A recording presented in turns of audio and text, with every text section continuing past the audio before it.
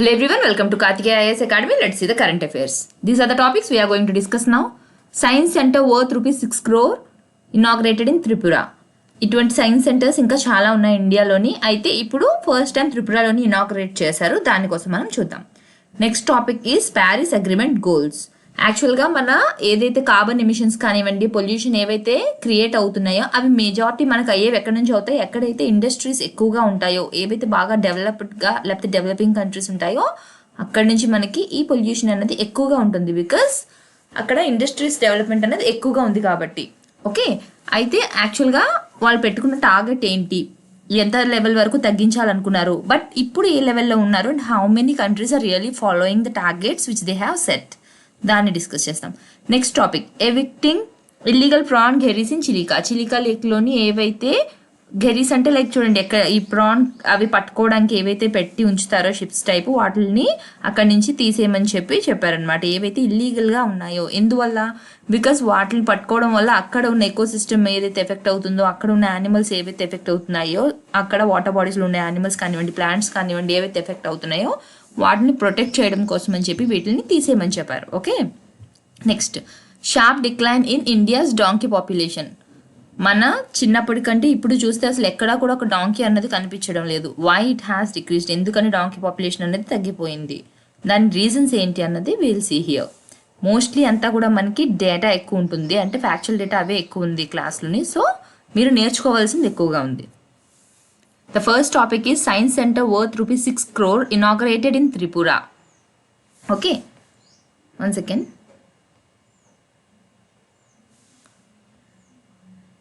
It will come under the scheme of promotion of culture of science. Scheme for promotion of culture of science. And it was launched in Udaipur in Tripura. మీకు క్వశ్చన్లో డైరెక్ట్గా వాళ్ళు త్రిపుర అనే ఆన్సర్లోని option ఇవ్వకపోవచ్చు. They may even give you the option as Udaipur. So మీకు అసలు ఉదయ్పూర్ ఎక్కడున్నదన్న తెలియకపోతే you cannot keep the correct option. So ఎప్పుడైతే ఒక స్టేట్ మెన్షన్ చేస్తూ ఏరియా ఏదైనా మెన్షన్ చేస్తున్నారు అంటే you have to remember both the names.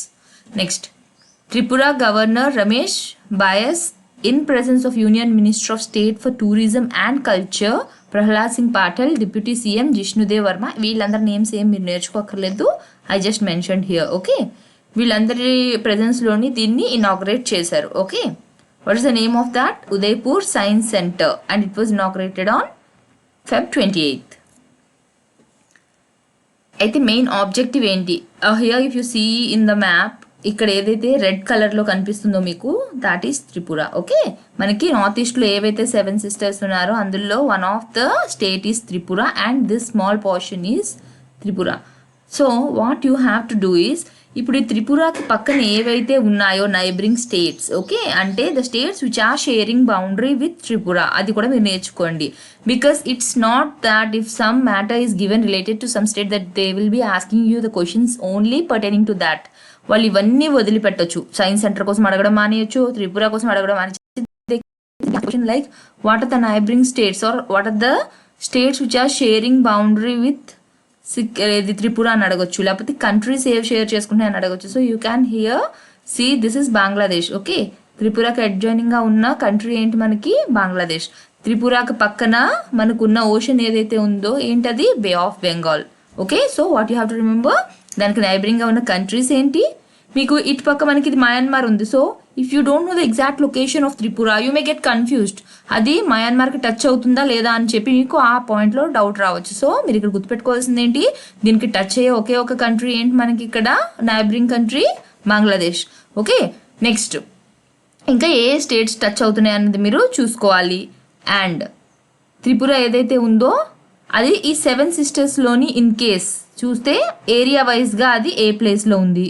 Okay, అలాంటివి చూసుకోండి. నెక్స్ట్ త్రిపుర ఫామ్ అయింది ఏ ఇయర్లో, త్రిపుర ఫార్మేషన్ ఎప్పుడు అయింది, నెక్స్ట్ మనకి స్టేట్స్ ఫామ్ అవుతున్నప్పుడు ఇది ఎన్నో స్టేట్, ఆ విధంగా ఇలాంటి ఫ్యాక్చువల్ డేటా కూడా ఏదైనా ఒక స్టేట్ కోసం నేర్చుకుంటున్నప్పుడు ఈ పాయింట్స్ అన్ని మీరు గుర్తుపెట్టుకోవాలి. ఏం పెట్టుకోవాలి, ఏరియా వైజ్ అది ఎన్నో స్టేట్, అది ఎప్పుడు ఏ ఇయర్లో ఫామ్ అయింది, దాని నైబరింగ్గా ఉన్న స్టేట్స్ ఏంటి, నైబరింగ్గా ఉన్న కంట్రీస్ ఏంటి, దాని నైబరింగ్గా ఉన్న వాటర్ బాడీస్ ఏంటి.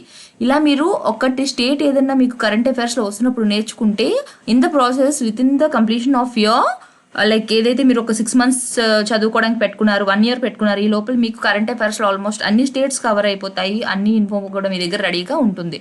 So don't mix it up with your current affairs notes. ఏదైనా స్టేట్ కోసం, కంట్రీ కోసం నేర్చుకుంటే just maintain separate notes for that.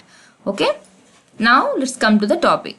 The primary objective of the center is to engage, educate and entertain the visitors, especially students, through thematic exhibitions, interactive educational activities and outreach programs. So these are the things which they are going to conduct there to attract or to entertain and educate the visitors. వచ్చిన వాళ్ళకి వాళ్ళు education share చేయాలి and they even have to entertain them. For that reason they are exhibiting these things. Okay, next, main target ఏంటి? Who are the target audience for them? Students. It is the 22nd science center in the country. So if they may ask you like if it is the first one or second one, no, already మనకి చాలా ఉన్నాయి science centers and this is the 22nd center in the country and is a unit of the National Council of Science Museum under the Ministry of Culture of the Government of India. This is again a key point which you have to remember. మనకి చాలా ministries ఉంటాయి and there is a possibility that they even ask you question on the ministries. ఇప్పుడు జనరల్గా మీరు ఏం చేస్తారు, ఎప్పుడైతే ఇది సైన్స్కి రిలేటెడ్ వచ్చిందో definitely you will ticket as it will come under the Ministry of science ఏదైనా పెట్టేస్తారు. ఎస్ఎన్టీ కానివ్వండి, డిపార్ట్మెంట్ ఆఫ్ సైన్స్ వాటి కింద వస్తున్నట్లుగా మీరు పెడతారు. No, though it is a science అంటే it is coming under the Ministry of Culture. Okay, ఎందుకని ఇక్కడంతా కూడా దానికి రిలేటెడ్గా ఏవేవి ఉన్నాయో, ఏం ఎగ్జిబిట్ చేస్తున్నారు, ఏం చేస్తున్నారు, ఏ మినిస్ట్రీ కింద ఉన్నారు, అవన్నీ కూడా మీకు తెలిసి ఉండాలి. Okay, don't just go by the name of the topic. Next topic ఏంటి మనకి? Paris agreement goals.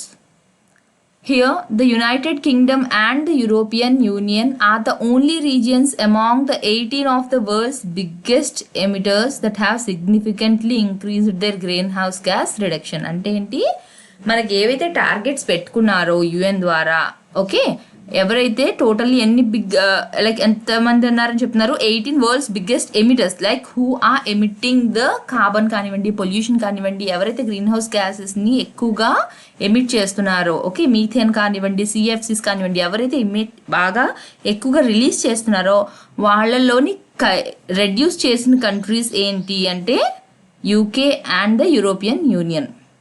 Okay, these are the only regions among the 18 of the world's biggest emitters that have significantly increased their greenhouse gas reduction. Okay, next, of the 197 parties to the UN, మొత్తం ఇప్పుడు ఏదైతే UNFCCC ఉందో దాని దాంట్లో ఎంతమంది members ఉన్నారు? 197 parties. మీరు ఇలా ఏమన్నా వస్తున్నప్పుడు ఏం చేయాలి అంటే you have to remember the number of parties. Okay, ఇలాంటివి ఏదైనా ఆర్గనైజేషన్ కోసం మనం మాట్లాడుతున్నప్పుడు ఎంతమంది మెంబర్స్ ఉన్నారు, is India A part of that, India అందులో మెంబరా కాదా. ఓకే, నెక్స్ట్ థింగ్, లాస్ట్ ఎవరు యాడ్ అయ్యారు? ఇప్పుడు 197 కంట్రీస్ ఉన్నాయని పార్టీస్ అని చెప్పాను. Who is the last one to enter in to that? Okay, last enter అయింది ఎవరు? ఇవి ఎనఫ్. మీకు జనరల్గా మీరు ఎలానో యూఎన్ఎఫ్సిసి కోసం నేర్చుకుంటారు, దాంతో పాటు కరెంట్ అఫైర్స్ రిలేటెడ్గా మీరు నేర్చుకోవాల్సింది ఏంటి అంటే ఎన్ని మెంబర్స్ ఉన్నారు, is India a part of that or not, and who is the last one to enter into that. Okay, next, now coming back, of the 197 parties to the UNFCCC, only 75 have submitted new or updated national determined contributions. Okay, వీళ్ళు ఇప్పుడు Paris agreement goals ఇవి పెట్టుకుంటారు కదా, ఈ year వచ్చేటప్పటికి ఇంత reduce చేయాలి, year వచ్చేటప్పటికి ఇంత ఎమిషన్స్ తగ్గించాలి అని చెప్పి. అయితే out of the 197 only 75 have submitted their contributions. వాళ్ళ కాంట్రిబ్యూషన్స్ ఎంత ఉన్నాయి ఏంటి అన్నది ఓన్లీ 75 మెంబర్స్ మాత్రమే సబ్మిట్ చేశారు. ఎప్పటి వరకు? December 31st, 2020 వరకు చూసుకుంటే only 75 countries have submitted their contributions. Next, these parties account for 30% of the global greenhouse emissions. మొత్తం ఎవరైతే సబ్మిట్ చేశారో వాళ్ళు మొత్తం గ్లోబల్ గ్రీన్ హౌస్ గ్యాసెస్ 100% ఉంది అంటే they are accounting for only 30%. What does it mean? The remaining 70% who are emitting or who are responsible for the greenhouse gases are not enclosing any details about their contributions. Okay, వాళ్ళు ఎంతవరకు తగ్గించారు green house gases, వాళ్ళు ఏం steps తీసుకున్నారు, ఎక్కడ వరకు reach అయ్యారు, అవేవి కూడా ఇంకా వాళ్ళు సబ్మిట్ చేయలేదు. ఓన్లీ 30% మాత్రమే సబ్మిట్ చేశారు. నెక్స్ట్, యుఎన్ఎఫ్సిసి కోసం చూద్దాం. What is the united nations framework convention on climate change? This is the full form. Okay, దాని తాలూకా ఫుల్ ఫామ్ ఏంటి అంటే united nations framework convention on climate change. It entered into force on 21st March 1994. So మీరు ఏం ఇంకా గుర్తుపెట్టుకోవాల్సింది ఇంకొక key point ఏంటి, ఎప్పుడు ఇది స్టార్ట్ అయ్యింది. Next, today it has near universal membership. What does it mean? Almost all the countries are members into this. Only కొన్ని వదిలేసిన మ్యాక్సిమం ఎన్ని కంట్రీస్ వరల్డ్లో ఉన్నాయో అవన్నీ కూడా దీంట్లో ఇప్పుడు మెంబర్షిప్ తీసుకునే ఉన్నాయి అని చెప్పి. So this is known as near universal membership. The 197 countries that have ratified the convention are called parties to the convention. ఎవరైతే రాటిఫై చేశారో, ఓకే, మెంబర్షిప్ ఉండడం వేరు, దాన్ని మళ్ళీ సైన్ చేయడం కూడా వేరు. ఎవరైతే రాటిఫై చేశారో వాళ్ళని ఏమంటారు? పార్టీస్ టు ద కన్వెన్షన్ అని చెప్పి అంటారు. You have to check whether India ratified it or not. Ratify చేస్తే ఏ ఇయర్లో రాటిఫై చేసింది అది కూడా చూడండి. Okay, next, preventing dangerous human interference with the climate system is the ultimate aim of the UNFCCC. దాని మెయిన్ ఎయిమ్ ఏంటంట? To prevent the human interference. అంటే మన హ్యూమన్ యాక్టివిటీస్ వల్ల క్లైమేటిక్ సిస్టంలోని ఏవైతే చేంజెస్ వస్తున్నాయో, ఏవైతే డిస్టర్బెన్సెస్ వస్తున్నాయో వాటిని ప్రివెంట్ చేయడానికి. Okay, already the loss which has happened, you cannot do anything with that. The only thing is మన చేతిలో ఏముంది? ఫ్యూచర్లో ఎక్కువ లాస్ జరగకుండా చూసుకోవడం. కంప్లీట్గా లాస్ జరగకుండా ఎవరు ఏమి చేయలేరు, but you can take measures to control it. చాలా తక్కువలో, ఎంత తక్కువ పాసిబుల్ అయితే అంత తక్కువ మాత్రమే లాస్ జరిగేలా చూసుకోవాలి. ఇండస్ట్రియలైజ్డ్ కంట్రీస్, ఇప్పుడు ఇందులోని లైక్సే చూడండి, all the countries didn't start the development at the same time. ఇప్పుడు మన వరల్డ్ తీసుకుందాం, వరల్డ్లో ఉన్న కంట్రీస్ లుక్ అట్ దెమ్. కొన్ని కంట్రీస్ మనకి డెవలప్డ్ ఉన్నాయి, ఫుల్లీ డెవలప్డ్, ఇండస్ట్రియలైజ్డ్. ఓకే, కొన్ని countries are developing countries and the other countries are under developed countries. Okay, so what are the 3 categories of countries we have? Developed, developing and under developed. So ఇప్పుడు ఈ under developed countries అన్నవి develop అవడం మొదలు పెట్టాయి అనుకుందాం. So now they are started in కొంచెం కొంచెంగా వాళ్ళ ఇండస్ట్రీస్ అవన్నీ కూడా బిల్డ్ చేసుకోవడం స్టార్ట్ చేశారు అనుకుందాం. డెవలపింగ్ కంట్రీస్లో ఆల్రెడీ ఇండస్ట్రీస్ ఉన్నాయి and they are starting up with more number of industries now. So ఇక్కడ నుంచి మనకి పొల్యూషన్ అండ్ ఎమిషన్ అనేది చాలా ఎక్కువగా ఉంటుంది. And these developed countries already చాలా ఇండస్ట్రీస్ అవన్నీ వాళ్ళ దగ్గర ముందు నుంచి. అంటే ఏంటి? Comparing to these 2 countries, those developed countries have started the development many decades, many years back. అంటే ఏంటి? మనకంటే చాలా ముందు నుంచే వాళ్ళు పొల్యూషన్ అనేది స్టార్ట్ చేశారు. Developing in the sense, the other word is they have started emitting the green house gases long back. So contribution ఇక్కడ ఎవరిది ఎక్కువగా ఉంది? Developing countries and under developed కంటే డెవలప్డ్ కంట్రీస్ అల్గా కంట్రిబ్యూషన్ దేంట్లోని ఎక్కువ గ్రీన్ హౌస్ గ్యాసెస్ ఎమిట్ చేయడంలోని role ఎవరిది ఎక్కువ ఉంది? ఇక్కడ డెవలప్డ్ కంట్రీస్. సో ఇప్పుడు ఈ లాస్ ఏదైతే ఉందో దానికి ఎక్కువ ప్రివెంటివ్ మెషర్స్ తీసుకోవడం కానీ, లేకపోతే ఈ మిగతా 2 countriesకి ఎయిడ్ చేయడంలో కానీ మెయిన్ రోల్ ఎవరు ప్లే చేయాలి? డెవలప్డ్ కంట్రీసే ప్లే చేయాలి. బికాస్ వీళ్ళు ఇంకా పొల్యూషన్ అన్నది స్టార్టే చేయలేదు, under developed. Next, developing countries ఏవైతే ఉన్నాయో దే ఆర్ వాళ్ళు ఇటుకి సెంటర్లో ఉన్నారనమాట. అంటే ఏంటి? ఎక్కువ పొల్యూషన్ క్రియేట్ చేయలేదు, అలా అని చేయకుండా లేరు అని కూడా కాదు. Even they have some role. But whereas if you take the developed countries, వాళ్ళు ఆల్రెడీ పొల్యూషన్ చాలా చేసేసారు. So now they have to take measures and they have to aid the under developed countries to control the pollution. Okay, now ఇప్పుడు ఈ ఏవైతే developed countries అంటున్నామో వాటిని ఏమనాలి మనం? Annex 1. Okay, industrialized countries are under Annex 1. They have to report regularly on their climate change policies and measures. వీళ్ళు ఏం చేయాలంట? ఎప్పటికప్పుడు at a particular time interval they have to keep updating about what are the policies they are taking, what are the measures they are taking to control these, including issues governed by the Kyoto protocol for countries which have ratified it. ఎవరైతే ratify చేస్తారో ఆ countries వీళ్ళకి సంబంధించి Kyoto ప్రోటోకాల్కి సంబంధించి ఏవైతే issues ఉన్నాయో వాటికి సంబంధించి కూడా వాళ్ళు ఏం మెజర్స్ తీసుకున్నారు ఏంటి అవన్నీ కూడా మెన్షన్ చేస్తూ ఉండాలి.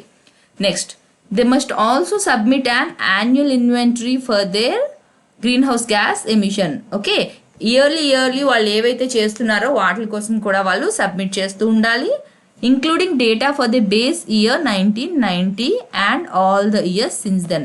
So here ఈ పొల్యూషన్ వీటికి గ్రీన్ హౌస్ గ్యాస్ ఎమిషన్కి మెజర్ చేయడానికి ఉన్న బేస్ ఇయర్ ఏమని చెప్పారు 1990, which you have to remember this date. Okay, మనం ఏమైనా టాపిక్లో వచ్చి ప్రతి డేట్ గుర్తుపెట్టుకోకలేదు, బట్ కొన్ని అయితే ఇంపార్టెంట్ డేట్స్ ఉంటాయి that you have to definitely remember. And ఎప్పుడైనా సరే బేస్ ఇయర్స్ని మాత్రం తప్పకుండా మీరు గుర్తుపెట్టుకోవాలి. ఓకే, సో ఇప్పుడు 1990 ముందు ఏం చేశారో they are not asking about them.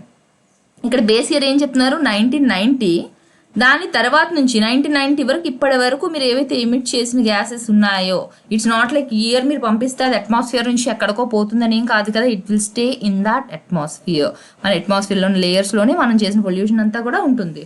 So దాన్ని తగ్గించడానికి మీరు చేసింది ఏంటి? ఒకవైపు మీరు పొల్యూషన్ చేశారు అంటే ఇంకొక ఆల్టర్నేటివ్ వే ఏముంది? మనం అది తగ్గించాలి అంటే you have to increase the green cover. Okay, మొక్కలు ఎక్కువగా చెట్లు ఎక్కువగా ఉంటే ఏమవుతుంది? It will be observing the carbon dioxide. Okay, next ఇంకా ఎక్కువగా మీ నుంచి ఎక్కువ రిలీజ్ అవ్వకుండా చూసుకోవాలి. ఫస్ట్ థింగ్ ఈజ్ ఉన్నదాన్ని కట్ చేయాలి, దానికోసం గ్రీన్ కవర్ పెంచాలి. Second thing is you have to see the alternative measures where you will be using less of the fuels or the other materials which are causing pollution, and you have to take the alternatives which are safe for the environment. Okay, next developing countries. ఇప్పుడు ఇక్కడ వరకు మాట్లాడింది మనం ఎవరి కోసం, ఎవరు చేయాల్సింది, ఎవరి రోల్ కోసం? Developed countries which will come under NX 1.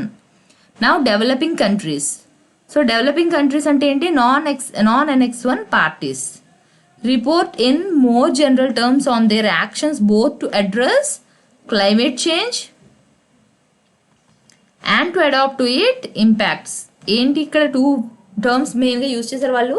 ఏ విధంగా they are going to address the climate change అంటే ఆల్రెడీ క్లైమేట్ చేంజ్ జరిగిపోయింది, మనకి ఇంకా జరుగుతూనే ఉంది. ఇట్స్ నాట్ లైక్ ఇంకా రాబోతుంది కాదు, already there is a lot of change in the climate if we compare our with the last 50 decades. Last 5 decades అంటే లాస్ట్ 50 yearsతో పోల్చుకుంటే ఇప్పుడున్నది మనం చూసుకుంటే there is a lot of change in ఆ క్లైమేట్. లైక్ రెయిన్ఫాల్ కానివ్వండి, మన weather conditions ఏవైతే ఉన్నాయో అవి కానివ్వండి. ఓకే, నెక్స్ట్ అంటే సీజనల్గా జరగవలసినవి కూడా చాలా మనకి ఇటు అటు అవుతున్నాయి. జనరల్గా ఎప్పుడు రెయిన్ పడే టైంలోని రెయిన్ పడకపోవడం, లేకపోతే ఓవర్ ఫ్లడింగ్ అయిపోవడం, లేకపోతే కంప్లీట్గా రెయిన్స్ పడకపోవడం, స్నో మెల్టింగ్, ఇంకా రకరకాల వేస్లో we can observe the climate change. Next వీటి తాలూకా ఇంపాక్ట్స్ ఏవైతే ఉన్నాయో వాటికి ఏ విధంగా అడాప్ట్ అవ్వాలి, ఇవన్నీ దేనికి రిలేటెడ్? ఇప్పుడు మనం చెప్పినంతా కూడా developing countries, but less regularly than the NX 1 countries. ఇక్కడ NX 1 కంట్రీస్ కోసం మనం ఏం చెప్పాము? They have to timely report and annually అన్ని సబ్మిట్ చేయాలి NX 1 countries. Non NX 1 parties కూడా సబ్మిట్ చేయాలి, బట్ మరి NX 1 కంట్రీస్ అంత రెగ్యులర్గా కాదు. Okay, and the reporting is contingent on their getting funding for the preparation of the reports. ఇప్పుడు reports తయారు చేయాలి అంటే కూడా దానికి ఖర్చు అవుతుంది కదా. So it even depends on the funding which they are getting for that making the reports. ఆ రిపోర్ట్స్ తయారు చేయడానికి వాళ్ళకి ఏదైతే ఫండింగ్ వస్తుందో దాని మీద కూడా ఇది బేస్ అయి ఉంది. ఓకే, పర్టికులర్గా ఎవరి విషయంలో ఇది? In the least developed countries. Objective, what is the objective of this? The ultimate objective of the convention is to stabilize greenhouse gas concentrations. అంటే ఏంటి? దాన్ని ఏదైతే ఇప్పుడు చేస్తున్నారో అది ఎక్కువగా రిలీజ్ అవ్వకుండా చూడాలి. ఆల్రెడీ రిలీజ్ అయిన గ్రీన్ హౌస్ గ్యాసెస్ ఏవైతే ఉన్నాయో వాటిని ఏ విధంగా తగ్గించాలి అన్నది చూడాలి. Okay, industrialized countries are expected to do the most of cut emissions on home ground. Okay, వాళ్ళు ఏవైతే ఎమిట్ చేశారో దాన్ని మోస్ట్లీ వాళ్ళు కట్ చేయడం కోసం చూడాలి. And they are called NX 1 countries, which I have already explained you, and belong to the Organization for Economic Cooperation and Development, OECD. This is also an important one which you have to learn. Okay, I think level untaru. They include 12 countries with economies in transition from Central and Eastern Europe. Okay, NX 1 countries were expected by the year 2000 to reduce emissions to 1990 levels. యాక్చువల్గా వీళ్ళ నుంచి expect చేసింది ఏంటి? ఎవరైతే NX 1 countries ఉన్నారో వాళ్ళని 2000 వచ్చేటప్పటికి వాళ్ళు 1990s లెవెల్కి ఉన్నట్లుగా రెడ్యూస్ చేయాలి అని. We don't know how far they have actually reach that, but this was the goal expected from the NX 1 countries. అయితే ప్యారిస్ అగ్రిమెంట్ ఏదైతే ఉందో అది ఫుల్ఫిల్ అవ్వలేదు అని చెప్తున్నాం. So what was the target actually set by them? containing global temperature rise to 2 degrees Celsius, ideally 1.5 degrees centigrade by the end of the Celsius by the end of the century. అంటే ఏంటి, ఈ century end అయ్యేటప్పటికి, century ఏంటి all know right, 100 years. ఏమని పెట్టుకున్నారు యాక్చువల్గా target? Global temperature ఏదైతే ఉందో దాన్ని కంటైన్ చేయాలంటే పెరగకుండా కంట్రోల్ చేయాలి. ఎంతవరకు? 2 degrees Celsius. 2 degrees Celsius కంటే ఎక్కువ పెరగకుండా చూసుకోవాలి అని చెప్పారు. అయితే ఇది రీచ్ అవ్వడంలో మనం ఎంతవరకు ప్రోగ్రెస్ అని చూపించామో చూద్దాం. Okay, the UN climate change conference of the parties COP. ఇప్పుడు మన సిఓపి 26 ఇవన్నీ కూడా న్యూస్లో వస్తుంటాయి కదా, ఇక్కడ జరిగింది అక్కడ జరిగింది, దీని హెడ్ వీళ్ళు వాళ్ళు అని చెప్పి. So what is the full form of that? Climate change conference of the parties. It was to be conducted in November 2020. యాక్చువల్గా ఎప్పుడు అవ్వాలి మనకి? 2020 నవంబర్లో అవ్వాలి. బట్ ఎందుకు అవ్వలేదు? All you know, because of the corona virus pandemic. But was deferred to November 2021. 2020 నవంబర్లో schedule చేసింది. నా it will be happening on 2021 November. దేనివల్ల? COVID-19 వల్ల. Okay, see here. యాక్చువల్గా రిపోర్ట్ సబ్మిట్ చేశారు అవన్నీ చెప్తున్నాం కదా, దానివల్ల యాక్చువల్గా అసలు ఎంత తగ్గిందో మనం చూద్దాం. While a majority of the countries increased their individual levels of ambition to reduce emissions, their combined impact will help achieve only a 1% reduction by 2030 compared to 2010 levels. యాక్చువల్గా వీళ్ళు ఎంత తగ్గించాలనుకున్నారో దాంట్లో చూసుకుంటే ఓన్లీ 1% మాత్రం అచీవ్ చేసుకోగలిగారు. అంటే ఏంటి? 100% వాళ్ళ టార్గెట్ ఏదైతే పెట్టుకున్నారో in that they were able to meet only 1% reduction. Global emissions, however, need to reduce by 45% in order to meet the 1.5 degrees centigrade goal. వాళ్ళు అనుకున్న ఈ 1.5 degrees గోల్ రీచ్ అవ్వాలి అంటే యాక్చువల్గా వాళ్ళు ఎంత రెడ్యూస్ చేయాలి? 45% అట్లీస్ట్ రెడ్యూస్ చేయాలి. బట్ వాళ్ళు ఎంత రెడ్యూస్ చేసగలిగారు ఇప్పుడు వరకు? అంతా just 1% reduction. Where is 45, where is 1? There is a very huge gap between the goal which is set and the actual thing which have been achieved. Okay, అంటే ఏంటి? ఎంతైతే వాళ్ళు సెట్ చేసుకున్నారో, ఎంతైతే గోల్ అచీవ్ చేశారో దాంట్లో డిఫరెన్స్ చూడండి ఎంతవరకు ఉందో. 1% ఇప్పటి వరకు తగ్గించారు, but they are suppose to reduce 45% so as they can meet their 1.5 degrees goal. ఇది మనకి చెప్పింది ఎవరు? రిపోర్ట్లోని inter governmental panel on climate change. Okay, next, who is the president of COP 26? ఇప్పుడు నవంబర్లో ఏదైతే జరుగుతుందన్నాం కదా, దానికి ప్రెసిడెంట్ ఎవరు? అలోక్ శర్మ.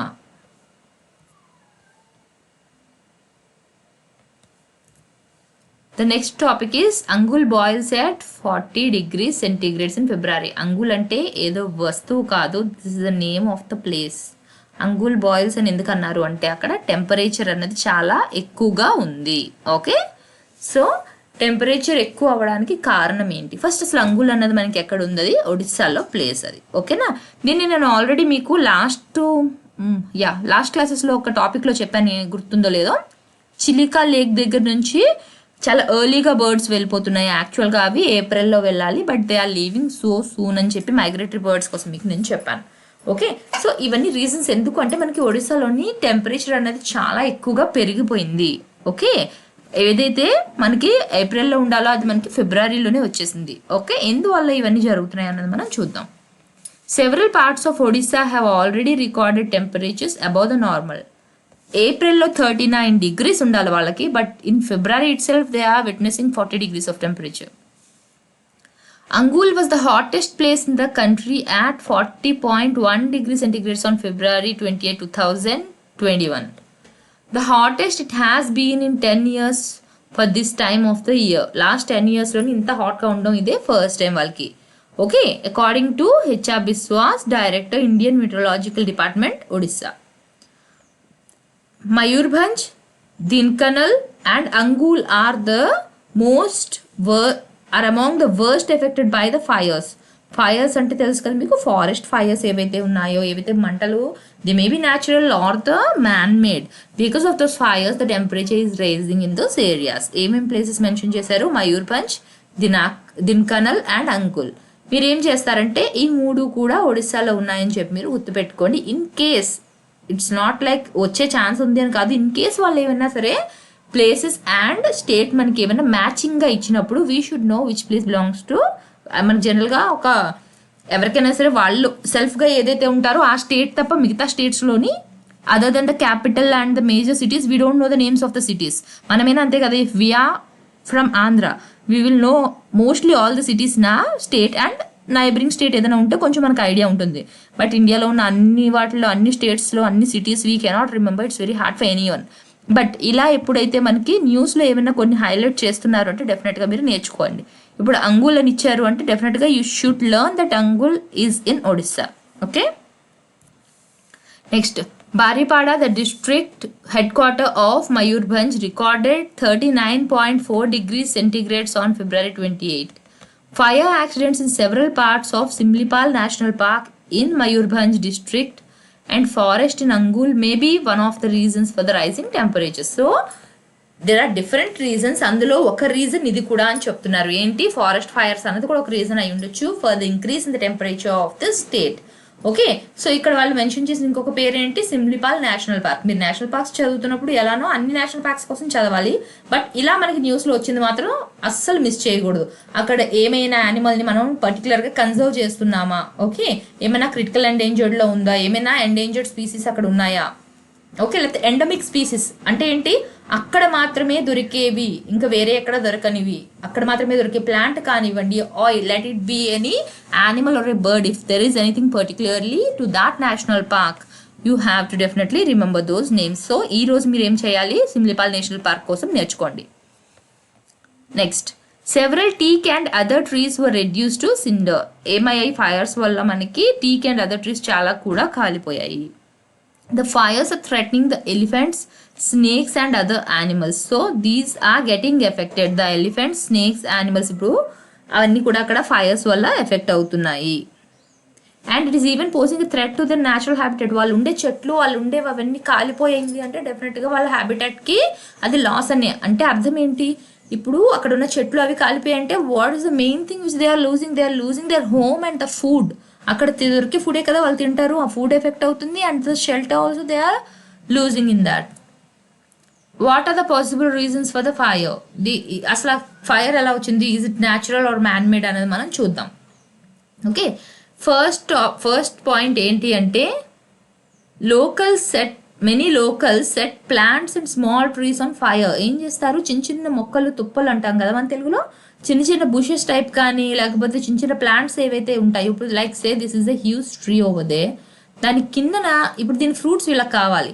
ఇప్పుడు ఈ కింద అంతా కూడా వాళ్ళు they cannot collect or it is hard to collect for them. What they will be doing, ఈ కిందన ఏవైతే గ్రాస్ కానివ్వండి డ్రైవ్ ఉంటాయో వాటిని వాళ్ళు కాల్ చేస్తారు. They will set fire on that so that ఇదంతా క్లియర్ అయిపోతే they can easily pick up the fruits అన్నట్లు. Okay, so they set plants and small trees on fire almost on a regular basis in the summer. Every summer, it's not like this summer they have done it. They used to do it every summer for what? To convert the forest land into agricultural lands. ఒక reason ఏంటి, వీళ్ళు forest ల్యాండ్ని agricultural ల్యాండ్గా మార్చుకోవడం కోసం వాళ్ళు fire పెడతారు. And ఈ locals పేరు ఏంటి మనకి, పోడు ఖాస్ ఆర్ ఛాస్. దీన్ని మీరు గుర్తుపెట్టుకోండి. So where does these people belong, they belong to Odisha. Okay, next, the summer season also coincides with flowering of Mahua. ఇప్పుడు నేను చెప్పినట్టుగా చెట్టుకున్న పువ్వుల కోసం చేస్తారని చెప్పాను కదా, దీన్ని మహువా ఫ్లవరింగ్ అని అంటారు. ఈ ఫ్లవర్స్ ఎందుకు అంటే it is difficult for the tribal people and forest dwellers to collect the falling mahua flowers of the ground covered with grass and dry leaves. So they burn the surrounding vegetation to collect the flowers. కింద తుప్పల్లో పడింది collect చేసుకోవడానికి వాళ్ళకి కష్టంగా ఉంటుంది కాబట్టి వాళ్ళు ముందు ఏం చేసేస్తారు, మొత్తం కింద ఉన్నదంతా కూడా క్లియర్ చేసేస్తారు so that they can easily pick the flowers. It is difficult for the woodcutters to walk over the dry leaves in the forest. This is also why they torch the forest. ఇంకొక reason ఏంటి, ఎవరైతే forest నుంచి would cutters వెళ్తూ ఉంటారో వాళ్ళ వేలో వచ్చిన ఈ డ్రై లీవ్స్ అన్ని దాటుకొని వెళ్ళడానికి వాళ్ళకి కష్టంగా ఉంటుందని చెప్పి అప్పుడు కూడా వాళ్ళు కాల్ చేస్తారు. The main reason why they are lighting fire is to clear their way. అంతే, వాళ్ళకి అవసరానికి వాళ్ళు క్లియర్ చేసుకోవడానికి కాలుస్తున్నారు. In the summer season, as the weather starts to get hot and the jungles get dry and are therefore susceptible to fire. This is a natural way. General గా wild fires అవడానికి, wild forest fires అవడానికి కారణం ఏంటి అంటే ఎప్పుడైతే మనకి ఇలా leaves పడింది, మళ్ళీ లీవ్స్ పడింది, అలా ఒకేసారి కలెక్ట్ అయి ఉండేటప్పటికి ఏమవుతుంది, ఏదైనా చిన్నగా అగ్గి ఏదైనా అంటుకుంటే because of the extreme heat conditions మొత్తం ఫారెస్ట్ అంతా కూడా కాలిపోతుంది. ఎందుకు, అంతకు ముందు ఉన్నదంతా క్లియర్ చేయలేదు. ఒకేసారి ఇంత ఎక్కువగా ఆకులు ఏమైనా ఉంటే అవి హీట్ వచ్చేటప్పటికి ఒకేసారి ఏమవుతుంది, మొత్తం అంతా కూడా కాలడం మొదలు పడుతుంది. This is a natural process, it happens everywhere in most of the forest it happens. Okay, this is a natural way and the other are the man-made ways. ఒడిశాలో ఉన్న ఫారెస్ట్ ఏ విధంగా ఉన్నాయని చూద్దాం. ఇది అంత factual data, it's not like you have to remember all the points but have a basic understanding on that. Okay, Odisha has 51,619 square kilometers of forest cover. 6,970 square kilometers of this is very dense forest అంటుంది 6,970. 21,552 square kilometer moderately dense అంటే మీడియంగా. Next around 23,097 square kilometers open forest అంటే చెట్ల మధ్యన distance అనేది ఎక్కువగా ఉంటుంది open forest. Okay, very dense అంటే అర్థం ఏంటి, ఇక్కడే ఒక చెట్టు ఉంది అంటే పక్కనే మళ్ళీ ఇంకొక చెట్టు ఉంటుంది పక్కనే, దీనివల్ల ఏమవుతుంది, ఇలాగ మనకి కెనాపీ అన్నది ఫామ్ అవుతూ వెళ్ళిపోతుంది అనమాట. అంటే ఏంటి, చెట్టుకి మధ్య మీకు గ్యాప్ అన్నది ఉండదు. ఓకే, కిందకి అసలు లైట్ పెనిట్రేషన్ అన్నది ఉండదు. It will B a very dark forest అనమాట. వీటిని మనం డెన్స్ ఫారెస్ట్ అంటాం. నెక్స్ట్ మిగతావి ఎలా ఉన్నాయి, moderately dense and open forest అంటే ఇక్కడ ఒక చెట్టు అక్కడ ఒక చెట్టు అలా మనకి ఉంటుంది. Okay, now how we can remember all these data. మీరు ఏం చేయాలి అంటే ఇప్పుడు like say this is the total forest area. మీరు సింపుల్గా ఒక చార్ట్ డ్రా చేసుకోండి. ఇందులోని ఎంత పర్సెంట్ మనకి డెన్స్ ఫారెస్ట్ అన్నది ఉంది, ఎంత ఫారెస్ట్ మనకి మోడరేట్గా ఉంది, ఎంత ఫారెస్ట్ మనకి ఓపెన్ది ఉంది. దీన్ని బట్టి ఏంటి అంటే అట్లీస్ట్ మీకు అక్కడ ఐడియా వస్తుంది డెన్స్ ఫారెస్ట్ ఎక్కువ ఉందా ఓపెన్ ఫారెస్ట్ ఎక్కువ ఉందా అని. ఇలా జస్ట్ సింపుల్ చార్ట్స్ ఏదైనా సరే పిక్టోరియల్గా మీరు నోట్స్లోని వేసుకోవడం నేర్చుకోండి. ఆన్సర్లో మెన్షన్ చేసినప్పుడు కూడా definitely it will be fetching for you. ఇలాగ పిక్టోరియల్గా మీరు రిప్రజెంట్ చేస్తే డేటా అందరూ రాస్తారు, ఎవరైతే ఇన్ఫోగ్రాఫిక్గా రాస్తారో వాళ్ళకి ఎక్కువగా ఫెచింగ్గా ఉంటుంది. At least 2.82% of Odisha's total forest cover has been categorised as extremely fire prone. అంటే ఏంటి, వీళ్ళు కాల్చకపోయినా ఫైర్ ప్రోన్గా అంటే ఫైర్ అంటుకునే ఛాన్సెస్ ఎక్కువగా ఉన్న ఏరియా ఎంత, total out of the total forest land 2.82%. Okay, 2.82% అన్నది వాళ్ళకి ఎప్పుడు కూడా it is extremely fire prone. 7.73% as very highly fire prone. Next 13.32% as highly fire prone. So first ఏమొస్తుంది, extremely, next very high, then high and then moderately high, less fire prone. దీన్ని కూడా నేను చెప్పినట్టుగా simply you can make a chart. ఇలా వేసి extremely ఎంత ఉంది, okay, numbers కూడా మీరు నేర్చుకోకలేదు, జస్ట్ పాయింట్స్ అనమాట. 20%, 30%, 40% అలా వేసుకోండి, ఈజీగా మీకు గుర్తుంటుంది. ఎందుకు నేను పర్టికులర్గా చెప్తున్నాను అంటే డెఫినెట్గా ఈసారి ఒడిశాకు సంబంధించి ఏదో ఒక క్వశ్చన్ వచ్చే ఛాన్స్ ఉంది. Due to the climatic changes over there, అక్కడ మనకి యానిమల్స్ లైక్ ఎలిఫెంట్ అవి కూడా చనిపోతున్న న్యూస్లో మీరు చూస్తున్నారు. కొన్ని ఆఫీసర్స్ని సస్పెండ్ చేయడం అది కూడా జరిగింది. And there is not a single reason, ఒక్కొక్క చోట ఒక్కొక్క ఎలిఫెంట్స్ అనేవి ఒక్కొక్క రకం మీద చనిపోతున్నాయి. లాస్ట్ టైం నేను చెప్పాను మీకు ఏదో ఒక డిసీజ్ ఎఫెక్ట్ అయిందని. కొన్ని ఏమో ట్రైన్ క్రాస్ చేస్తూ వచ్చి చనిపోతున్నాయి, కొన్ని ఎలా చనిపోతున్నాయో తెలియట్లేదు. అవన్నీ కూడా ఏదో. సో డెఫినెట్లీ ఈసారి అయితే మాత్రం you can expect 1 question from Odisha. So Odisha గురించి నేర్చుకోండి, దానికి రిలేటెడ్ ఏం టాపిక్స్ ఇచ్చారు అన్నీ కూడా డెఫినెట్గా నేర్చుకోండి. Next Mahua flower. ఓకే, ఇవి పక్కన మీరు చూస్తే పిక్చర్లో you can observe these are the flowers. ఏవైతే ఇందాక నేను చెప్పాను కదా మీకు, పిక్ చేసుకోవడానికి వెళ్ళి వాళ్ళు అంత కష్టంగా ఉంటుందని కాల్చారు అని చెప్పి. ఓకే, సో మహువా ఫ్లవర్ ఎందుకు వాళ్ళు అసలు కలెక్ట్ చేస్తారు, it is a edible flower. అంటే ఏంటి, people can consume it and it is a food item for tribals. They use it to make syrup for medicinal purposes. Even మెడిసిన్కి కూడా అది use చేస్తారు. And one thing I forgot to tell you, మీరు ఒడిశాలో ఉన్న tribes names కూడా నేర్చుకోండి. Okay, they are also fermented to produce the alcoholic drink mahua, a country liquor. అంటే మనం సారా అని చెప్తాం కదా, సారా తయారు చేయడానికి కూడా దీన్ని యూజ్ చేస్తారు. Tribals of Surguja and Bastar in Chhattisgarh and peoples of western Orissa, Santhals of Santhal Paraganas, Jharkhand, Koya tribals of northeast Andhra Pradesh, విప్పసార, ఇప్పుడు నేను చెప్పాను కదా సారా అంటామని, ఈ విప్పసార తయారు చేయడానికి ఇవి మనం తెలుగులో అయితే విప్ప పువ్వులు అని అంటారు. ఈ విప్పసార తయారు చేయడానికి వీటిని తీసుకొచ్చి డ్రై చేసి ఫర్మెంట్ చేసి దాని నుంచి తయారు చేస్తారు వీటిని. Okay. Bhil tribal in western Madhya Pradesh and tribals of north Maharashtra consider the tree and the mahua drink as part of their cultural heritage. అంటే ఏంటి, ఏమైనా ఫెస్టివల్స్ జరిగినా ఏం జరిగినా దే ఆల్ కన్జ్యూమ్ దిస్. ఇదంతా కూడా it's just a part of there culture. Okay. అయితే so మీరు ఇప్పుడు చేయవలసింది ఏంటి, ఒడిశాలో ఉన్న ట్రైబ్స్ ఏంటనేది ఒకటి నోట్ చేసుకోండి యాజ్ వన్ బిట్. అదొక ఆన్సర్ అయిపోయింది మీకు ఈ రోజుకి. సెకండ్ థింగ్ ఏంటి అంటే ఇప్పుడు ఇచ్చిన ఇక్కడ మెన్షన్ చేసిన ట్రైబ్స్ అన్ని కూడా మ్యాచింగ్ ఫామ్లో రాయండి. ఓకే. అంటే ఏంటి, కోయా ట్రైబ్స్ ఎక్కడ ఉన్నారు, అవి ఆంధ్రప్రదేశ్లో ఉన్నారు. భిల్ ట్రైబ్ ఎక్కడ ఉన్నారు, మధ్యప్రదేశ్లో. మీకు మీరే ఒక క్వశ్చన్ టైప్లో హ్యాపీగా ఫ్రేమ్ చేసుకోండి and you can easily remember this. Okay.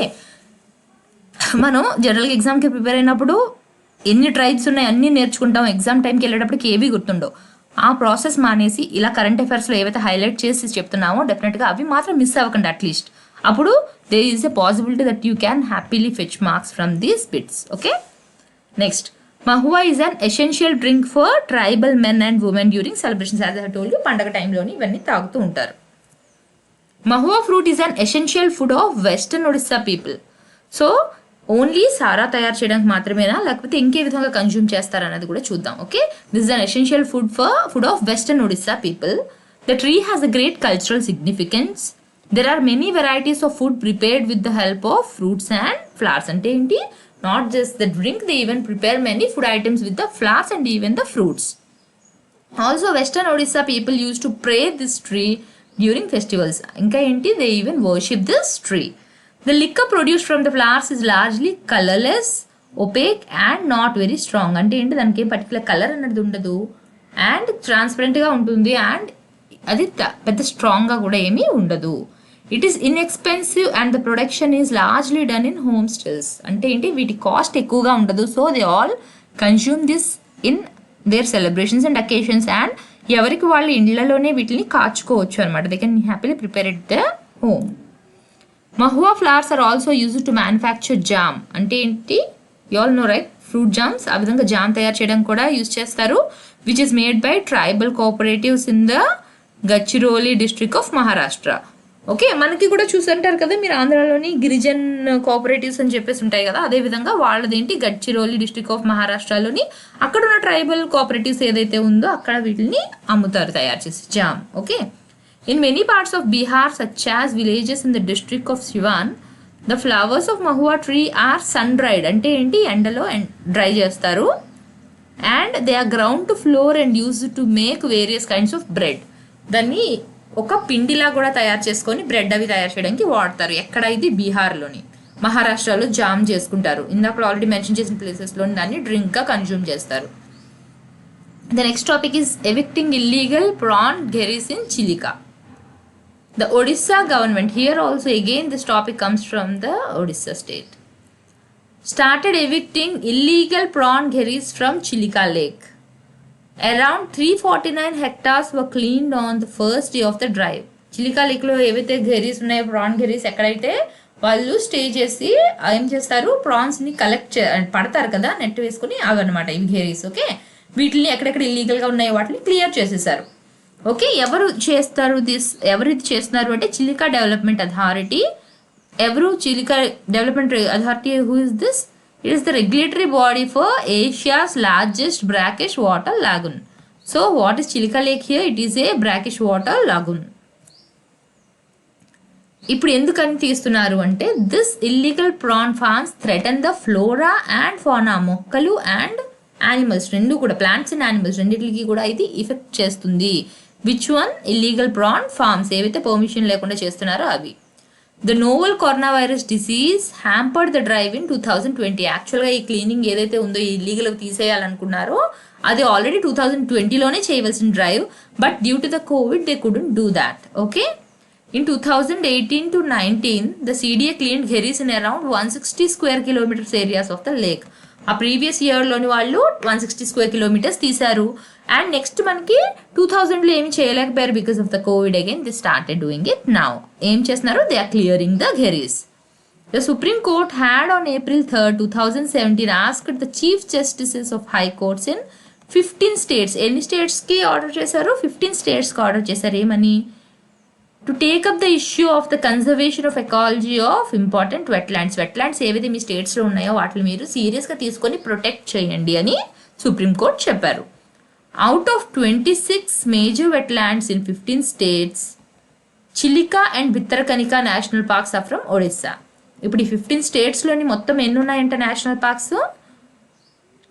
Wetlands ఎన్ని ఉన్నాయి? 26 వెట్లాండ్స్ ఉన్నాయి. ఓకే, ఆ 26 వెట్లాండ్స్లోని Chilika and Bhitarkanika are also there and both of them belong to Odisha state. The Odisha High Court then issued orders to the state government on January 22nd, 2019 to evict prawn farms from these wetlands. ఇది మనకి ఎప్పుడు అసలు యాక్చువల్గా order చేశారు? 2019లో చేశారు Odisha high court. ఎందుకు? ఎప్పుడైతే supreme court అన్ని స్టేట్స్కి చెప్పిందో, 15 స్టేట్స్కి చెప్పింది మీ దగ్గర ఉన్న వెట్లాండ్స్ని మీరు ప్రొటెక్ట్ చేసుకోవాలి అని, అప్పుడు ఒడిస్సా హైకోర్టు ఏం తీసుకుంది? 2019లో ఇవన్నీ ఎవిక్ట్ చేయాలని డెసిషన్ తీసుకుంది. 18-19 చేసింది, కానీ ఏమైంది? 20లోని చేయడానికి అవ్వలేదు బికాస్ ఆఫ్ ద పాండమిక్. మళ్ళీ ఇప్పుడు 21లో they have started this.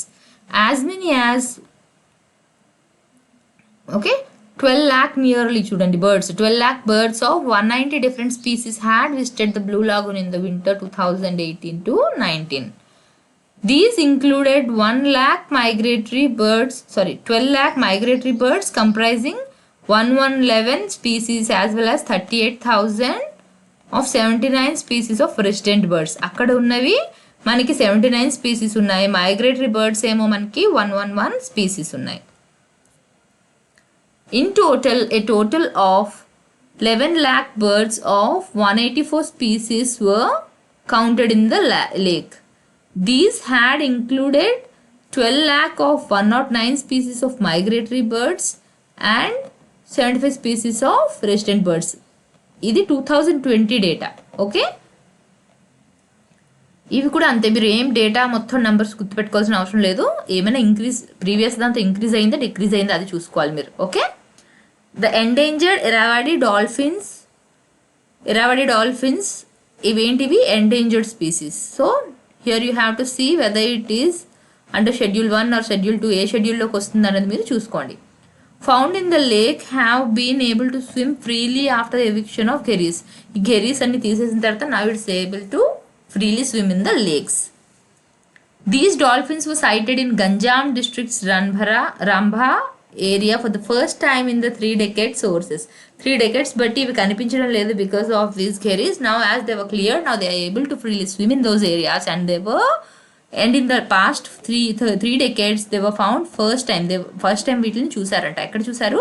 Ganjam district Rambha ఏరియాలో. Next topic is India's donkey population is declining. ఎందుకని సడన్గా తగ్గిపోయింది? దాని రీజన్ ఏంటి? What is the suspected reason?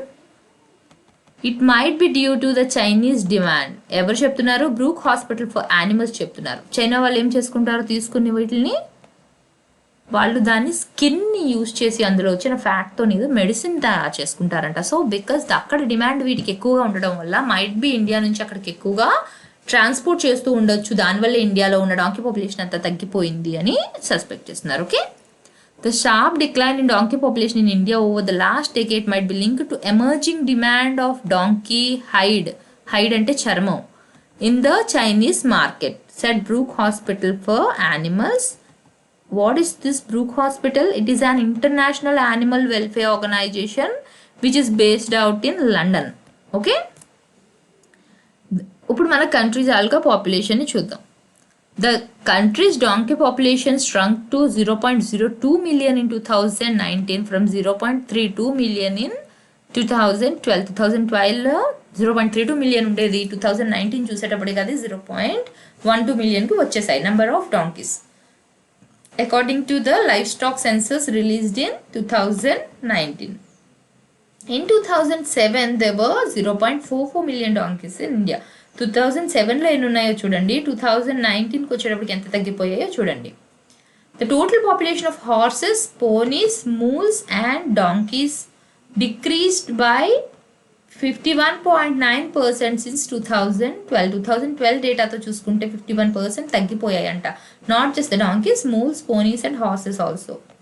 The decline 61% in the donkey population was the sharpest. అందరిలోని ఎక్కువగా తగ్గింది ఏంటి? డాంకీ పాపులేషన్ అనేది 61% చాలా ఎక్కువగా తగ్గిపోయింది. ఇది ఒక వర్క్ షాప్లో ఏం చెప్పారో చూద్దాం. Okay, at a workshop on India's equine species, Jot Prakash Kaur, communication head of Brook Hospital, said, it can be linked with the emerging demand of donkey hide in Chinese markets for making ejiao. Ejiao తయారు చేయడానికి Chinese మార్కెట్స్లో దీని చర్మాన్ని use చేస్తారు. What is ejiao? It is a gelatin used in traditional medicine of the country. Okay, వాళ్ళు తయారు చేసుకున్న traditional మెడిసిన్లో ఇజాయో తయారు చేస్తారు. దాంట్లోని ఏదైతే జెలటిన్ యూజ్ చేస్తారో it will be taken from the hide of the donkey. The humongous demand for ejiao has already decimated a large population of the world's donkey population, not just India. Because of the demand of that donkey hide for making the ejiao, it has even reduced the donkey population worldwide. Only ఇండియాలో మాత్రమే కాదు. The equines aid in livelihood. ఇవి దేనికి help చేస్తాయి? Donkeys కానివ్వండి, horses కానివ్వండి, మనకి ఎవరైతే రూరల్ పాపులేషన్ ఉంటారో, ఓకే, లేకపోతే వాళ్ళకి లైవ్లీహుడ్ అది పనిచేస్తుంది. దేనికి? వాళ్ళకి అది ఒక వే ఆఫ్ ఎర్నింగ్ మనీ. ఏం చేస్తారు దానివల్ల? దాని మీద బరువు అది పెట్టి దాంతో క్యారీ చేస్తూ ఉంటారు కదా. Okay, these animals are employed in a wide range of sectors such as brick kilns, construction, tourism, agriculture and transportation of goods and people. మనం హిల్ ఏరియాస్లో చూస్తే ఎక్కడైతే జనాలు పైకి కొండలు అవి ఎక్కలేరో అలాంటి ఏరియాస్లో యానిమల్స్ మీద కూర్చోబెట్టి తీసుకువెళ్తూ ఉంటారు. ఓకే, అండ్ బరువులు అవి మోయడానికి, లగేజ్ అవి మోయడానికి కూడా వీటిని బాగా యూజ్ చేస్తారు. Through that they will B earning money. So ఇవి తగ్గిపోవడం వల్ల వాళ్ళ లైవ్లీహుడ్ కూడా ఎఫెక్ట్ అయిపోయింది. The consumption of donkey meet is also reported have gone up in Andhra Pradesh. ఆంధ్రప్రదేశ్లోని డాంకీ మీట్ని చాలా ఎక్కువగా తింటారంట. ఓకే, కన్జంప్షన్ ఎక్కువ అయిపోయింది. ఎందుకు వాళ్ళు తింటున్నారు? Why so crazy to eat the donkey meat అంటే because they believe that it will increase the virility. Since donkeys have mostly disappeared from Andhra Pradesh, donkeys are being brought in from Rajasthan, Uttar Pradesh, Tamil Nadu, Maharashtra and Karnataka. Okay, so ఏంటి ఇప్పుడు ఆంధ్రాలోనైతే తగ్గిపోయాయి కాబట్టి వాళ్ళు ఏం చేస్తున్నారు? Neighbouring states ఏవైతే ఉంటాయో, okay, దగ్గరగా ఉన్న స్టేట్స్ ఏవైతే ఉన్నాయో వాటి నుంచి కూడా వాళ్ళు డాంకీస్ని తెచ్చుకోవడం మొదలు పెడుతున్నారనమాట. ఓకే, రాజస్థాన్, ఉత్తరప్రదేశ్, తమిళనాడు, మహారాష్ట్ర అండ్ కర్ణాటక అక్కడి నుంచి కూడా తీసుకొచ్చి ఇప్పుడు సో ఏమవుతుంది? ఇప్పుడు ఆంధ్రాలో తింటున్నారు అండ్ వేరే చోట కూడా డిమాండ్ ఉంది కాబట్టి ఇక్కడ తగ్గిపోయింది కాబట్టి వీటిని ఆంధ్ర లేదు కాబట్టి వేరే స్టేట్స్ నుంచి కూడా వచ్చుకొని తింటున్నారు. ఇది ఎవరు చెప్పారు మనకి? Gopal R Surabathula, secretary of animal rescue organisation, Kakinada based non profit. Okay, so ఒక బిలీవ్ అనమాట. ఏంటి? వాళ్ళు తినేస్తే వాళ్ళకి లైక్ ఎనర్జీ టైప్ వచ్చేస్తుంది అని చెప్పేసి ఆ థాట్తో తినేస్తున్నారు. యాక్చువల్గా అయితే ఇది కన్జ్యూమ్ చేసే మీట్ కాదు. Okay, donkey meet is not categorised as an animal food. జనరల్గా ఇప్పుడు తింటారు కదా అలా యానిమల్ ఫుడ్లో this is not proper for consumption, but ఆ స్ట్రెంగ్త్ వచ్చేస్తుంది, వాళ్ళకి ఎనర్జీ వచ్చేస్తుంది అన్న బిలీఫ్తో దాన్ని తినేస్తున్నారు అనమాట. It is not categorized as animal food under the Food Safety and Standards Authority of India's Food Safety and Standards 2011. Okay, దీనివల్ల ఏంటి? If when something is not considered as animal food under this, then what happens? Slaughtering of this and consumption of such animals is illegal. మనకి చాలా animals అలా తెలుసు కదా, వీటిని చంపకూడదు, వాటిని చంపితే మనకి ఫైన్, పెనాల్టీ అన్నీ కూడా వేస్తారు, ఇంకా జైల్లో కూడా పెడతారు. సో అదే విధంగా even consumption of donkeys also illegal. Thank you.